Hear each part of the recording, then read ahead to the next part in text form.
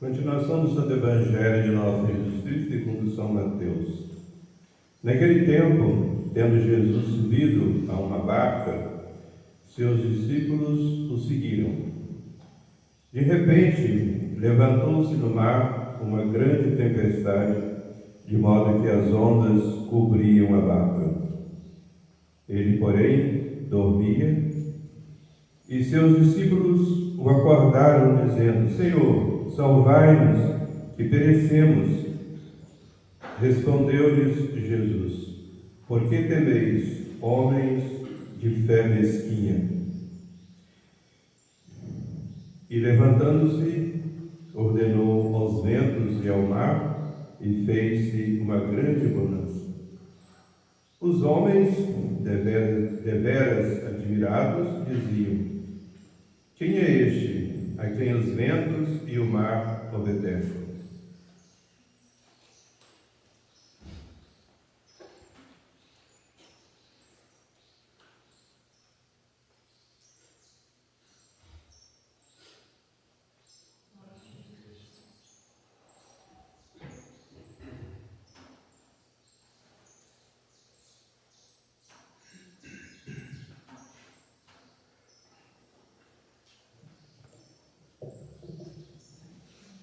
Pelo sinal da Santa Cruz, livrai-nos Deus, nosso Senhor, dos nossos inimigos, em nome do Pai, do Filho e do Espírito Santo. Amém.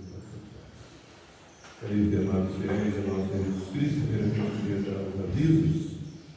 Então, dia 2 de fevereiro, o dia da bênção e a procissão das velas. Então, a missa, a bênção das velas, a procissão e a missa às 5 horas da tarde. A primeira sexta-feira, dia 3, dia de São Brás. Então, a partir das 4 horas, confissões, depois da Santa Missa, e depois da Santa Missa, a bênção da garganta e da proteção de São Brás. Queridos e amados irmãos, estamos no 4º domingo depois da Epifania, segundo o calendário tradicional que é seguido na administração apostólica. Acabaste de ouvir a leitura do Santo Evangelho. Aquela barca na qual estavam Jesus e os apóstolos e que foi agitada por uma terrível tempestade, esteve a ponto de afundar, mas foi salva pelo poder de nosso Senhor Jesus Cristo, que acalmou a tempestade. É símbolo de duas coisas: é símbolo da igreja e é símbolo da alma. Da igreja, aquela barca, certamente guiada por São Pedro, na qual estavam Jesus e os apóstolos, foi agitada por aquela tempestade, enquanto Jesus dormia no fundo da barca, e os apóstolos lutaram durante algum tempo, e vendo que era inútil o seu esforço e que iam morrer afogados, acordaram a Jesus e pediram: Senhor, salvai-nos, porque senão nós pereceremos. Jesus disse-lhes: Homens de pouca fé, por que temais?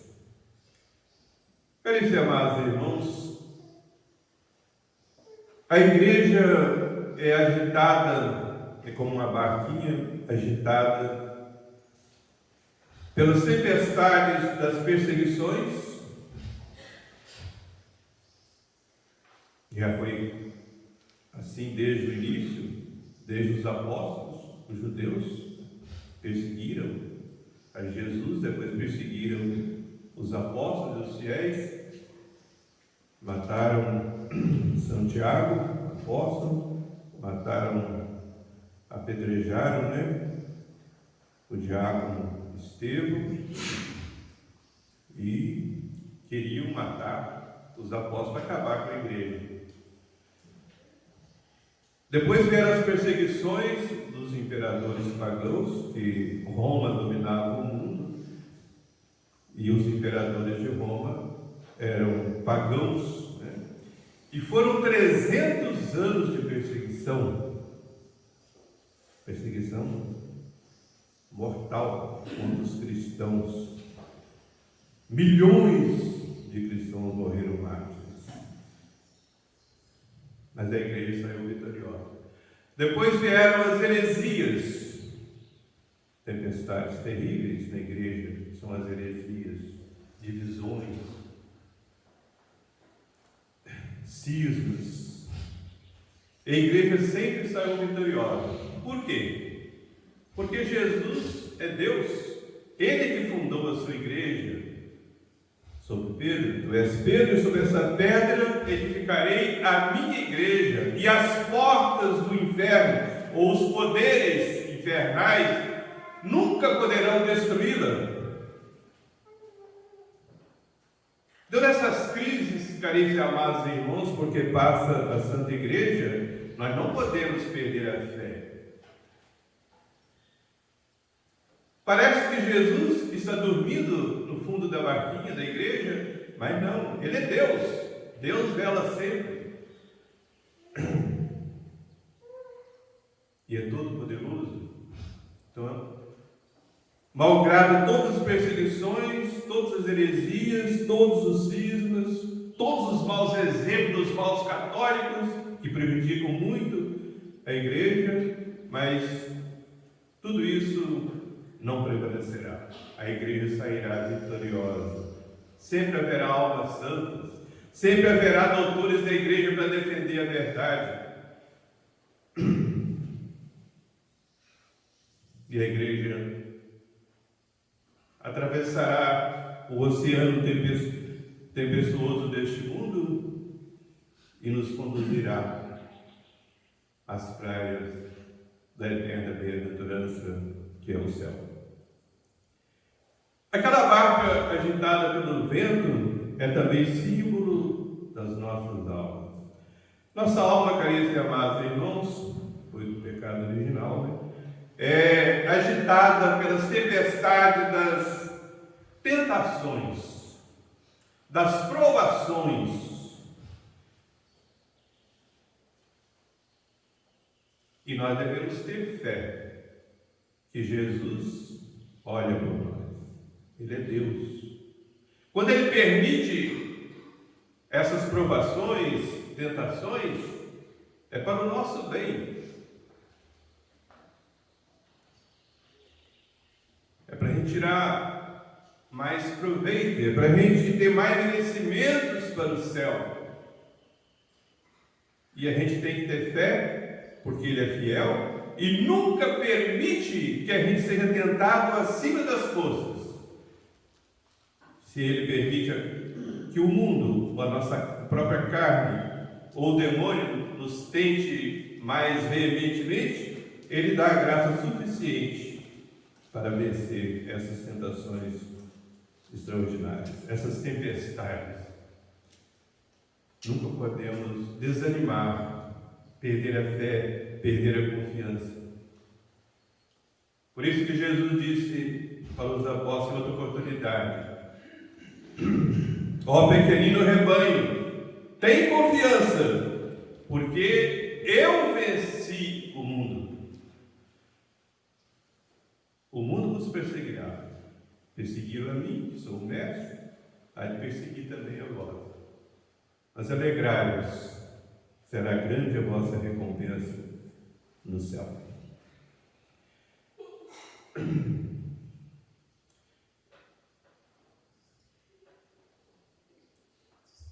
As provações e mesmo as tentações, caríssimos e amados irmãos, servem para a gente progredir na vida espiritual, serve para a gente se tornar mais humilde, serve também para a gente sentir, como os apóstolos, a necessidade de orar, de fazer orações, de suplicar com toda a confiança a salvação que vem de nosso Senhor.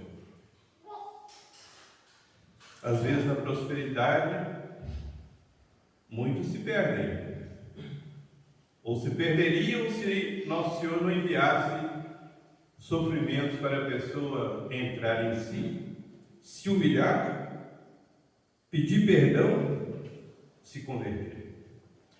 Para terminar, vou contar-vos um fato que está na Bíblia Sagrada, no segundo livro das Crônicas, no capítulo 33. A história de um rei de Israel, do povo de Deus, Manassés. Esse rei começou a governar com 12 anos de idade. Seu pai foi um homem santo, o rei Ezequias. Então ele, tendo morrido, sucedeu-lhe o seu filho, que tinha apenas 12 anos. Portanto, ali, prestes a desencadear nele, como em toda pessoa, a tempestade das paixões. E foi o que aconteceu com aquele rei. Tão novo, podemos dizer criança, né? Já governando o povo de Deus. E ele encheu-se de orgulho, desviou do caminho reto e praticou toda espécie de iniquidade. Enquanto que seu pai Ezequias tinha praticado as virtudes, ele praticou o mal. Ezequias foi um rei santo. Aquele que, todos sabem, né? Que ficou doente, certamente com câncer, naquela época não tinha esse nome. A Bíblia fala um tumor, e Deus mandou o profeta Isaías dizer que ele ia morrer. E quando ele recebeu a notícia que ele ia morrer, ele estava no leito, virou para a parede e pediu a Deus: Senhor, sabeis que andei sempre na vossa presença com um coração reto. Procurei fazer sempre a vossa vontade. Então dai-me mais algum tempo de vida. E Deus atendeu a sua oração. E ele viveu ainda mais 15 anos. Esse rei, Ezequias, pai de Manassés, tinha destruído todos os ídolos. Inclusive, ele destruiu aquela serpente de bronze que o próprio Deus tinha mandado fazer. Claro, não para adorar. E o próprio Deus proíbe no livro do Êxodo, no capítulo 4 e 5. Não poderia o povo de Deus fazer nenhuma representação, nem do que existia nos ares, lá nos astros, no céu, né? Nem do que existia aqui na terra, na água, e nem do que existia debaixo da terra. Não podia fazer representação de nada para não adorar. Para não adorar. Né? Então o próprio Deus mandou fazer aquela serpente de bronze, porque o povo estava sendo castigado pela mordida de serpentes de fogo, e Deus mandou Moisés fazer uma serpente de bronze, colocar num pau, lá no deserto. Quem olhasse para a serpente de bronze, para aquela representação de serpente, né, ficava curado daquela mordedura terrível da serpente. Pois bem, até aí tudo bem, né? Só que com o tempo o povo passou a adorar aquela representação. Aí já entrou a idolatria, aí já entrou o erro. Começaram a oferecer incenso àquela serpente de bronze. Enquanto estavam só venerando, tudo bem, mas passaram a adorar, a oferecer incenso, portanto, transformaram aquela representação que o próprio Deus tinha mandado fazer, né? Transformaram num ídolo. Então, o rei Ezequias mandou destruir, reduziu a pó, e Deus aprovou a sua atitude. Porque a idolatria é a abominação diante de Deus. Pois bem, Manassés introduziu os ídolos até no templo de Deus. Fez coisas abomináveis, porque o culto daqueles deuses, né, era feito em meio a orgias, aos pecados da carne. Esse era o culto dos deuses. Era uma das coisas que eles faziam diante dos seus deuses. E ofereciam sacrifícios de crianças inocentes. Havia um deus, um ídolo, que eles fizeram de bronze, oco, com os braços assim. Eles colocavam fogo dentro da estátua, e quando ela estava vermelhinha, né, chama, a chapa fica vermelha, né, no fogo. A gente não pode nem imaginar que um ser humano tenha coragem de fazer tal coisa. Pois bem, eles pegavam os próprios filhos, e o rei Manassés fez isso. Pegou o seu filho, criancinha, e ofereceu ao ídolo, colocando a pobrezinha da criancinha nos braços, né, ardentes do ídolo. Podia haver iniquidade maior? Oferecer o próprio filho inocente, né, a um ídolo como se aquele fosse Deus? Pois bem, Deus castigou Manassés. Vieram povos estrangeiros, assírios, invadiram lá a terra de Israel, prenderam Manassés, acorrentaram e levaram o prisioneiro para a Babilônia.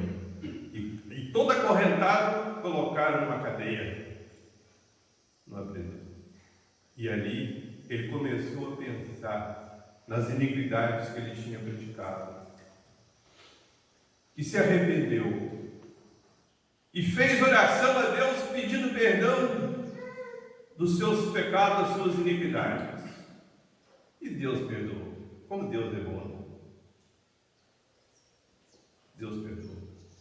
E ele voltou para o trono, voltou para sua terra,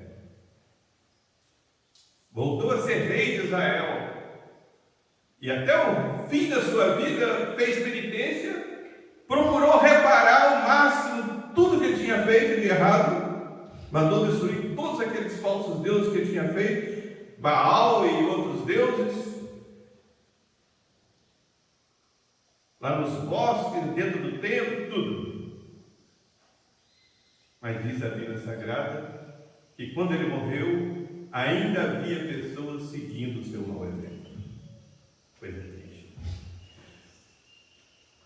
Mas eles devem ter se salvado, porque nosso Senhor perdoou, procurou fazer o que ele pôde para reparar os males que ele fez. Mas tudo isso por quê? Porque ele foi provado, porque ele sofreu na prisão, acorrentado, maltratado, e aí pediu perdão a Deus, e Deus perdoou.